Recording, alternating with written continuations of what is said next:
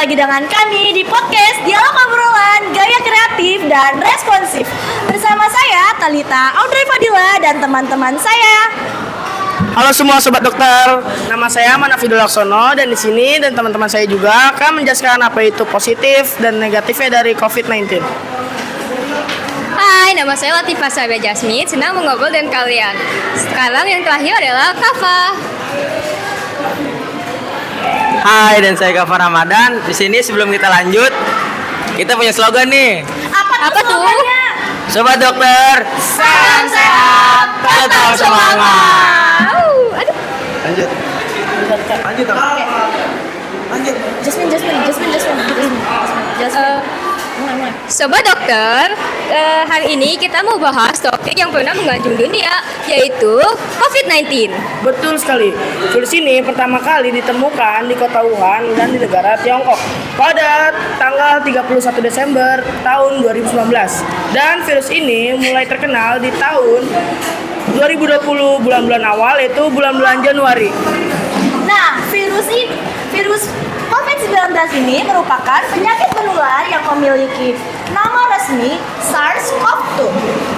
Penyakit ini menular atau masuk di Indonesia pada khususnya awal tahun 2020. Pada saat itu, Indonesia menduduki posisi ke-14 dunia dan mendapati kasus sebanyak 4.205.705 juta orang dalam kurun waktu yang sangat singkat. Makanya penting banget nih buat kita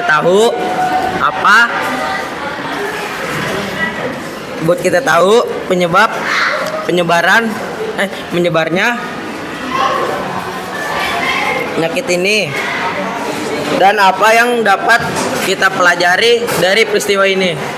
Banyak yang mengatakan bahwa penyakit ini berasal dari kelelawar, namun penyebabnya berasal dari bersin ataupun batuk seseorang, seperti pada tanggal 18 sampai 19 November tahun 2021. Kasus harian terbanyak mencapai 360 kasus.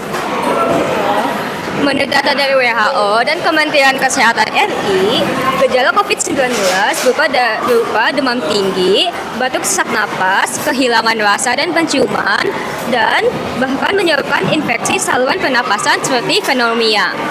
Tapi virus COVID-19 ini juga menyerang perekonomian di seluruh dunia.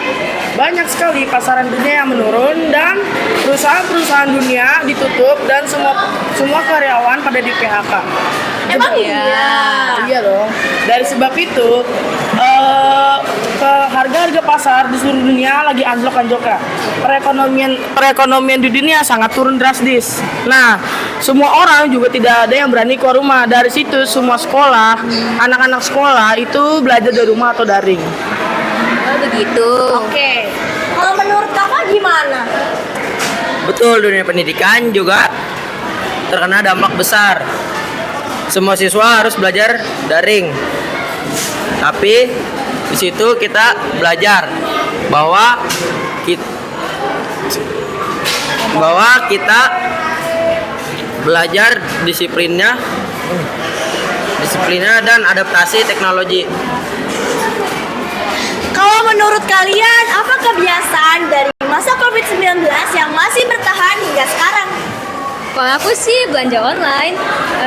Sekarang hampir semua orang berbiasa memakai aplikasi seperti Tokopedia, Shopee, dan Lazada.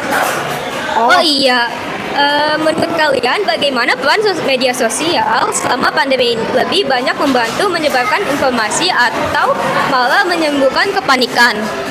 Oh, kalau soal itu posisi media sosial itu terbagi menjadi dua sisi. Oh gitu. Yang pertama sisi positif dan sisi negatifnya. Sisi positif ya, yaitu kita menjadi tahu perkembangan yang terjadi COVID-19. Dan sisi negatifnya yaitu semua orang jadi panik gara-gara adanya berita hoax dari sosial media. Nah, kalau menurut Kakak gimana? Aku setuju, COVID ini mempengaruhi banyak hal. Salah satunya dalam bersosialisasi. Adanya COVID ini menjadikan orang lebih cenderung individualis. Jika pandemi terjadi lagi, apa yang dapat kita lakukan?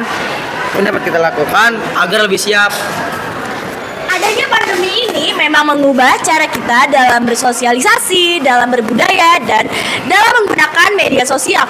Jika COVID-19 terjadi lagi, kita justru harus lebih siap karena kita tahu apa yang harus kita lakukan. Seperti itu. Oh, kayak gitu ya.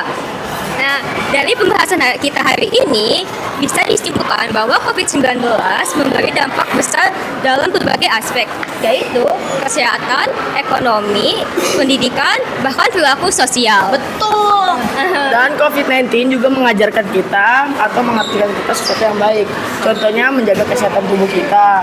Kedua, melatih kesabaran kita. Iya. Dan ketiga, juga kita beradaptasi atau kita lebih beradaptasi dengan dari keadaan tersebut. Selain itu, perkembangan teknologi juga makin maju, membuat kegiatan seperti belajar dan bekerja menjadi lebih mudah. Betul apa kalian semua? Betul kata kalian semua. Adanya pandemi ini mengajarkan kita pentingnya menjaga kesehatan, pentingnya untuk lebih sabar dan menjaga sesama. Oh iya, ada satu pertanyaan nih buat sobat dokter. Apa kebiasaan positif dari masa COVID-19 yang sampai sekarang masih dipertahankan? Tulis jawabannya di dalam komentar atau melalui sosial media dokter. Oke sobat dokter, terima kasih sudah mendengarkan podcast kita hari ini. Jaga kesehatan, tetap semangat dan inovasi. Sobat dokter, salam sehat, tetap semangat.